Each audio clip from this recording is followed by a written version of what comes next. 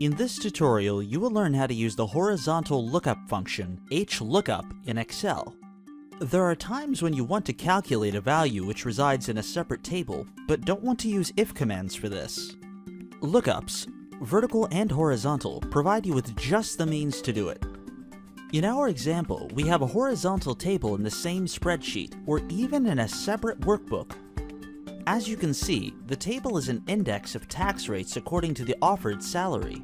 If such rules change along the way, we will need only to modify the horizontal table. First, make sure the horizontal table is sorted in ascending mode. Then go to the first cell in the list that you want to calculate the lookup. Start typing $HLOOKUP, the value you want to search in the index, comma, the horizontal table, comma, the indexable row, in our case, the row of percentages. Hit enter. Excel will calculate the value by looking up the entire horizontal table. Congratulations, you've now learned how to use the HLOOKUP function in Microsoft Excel.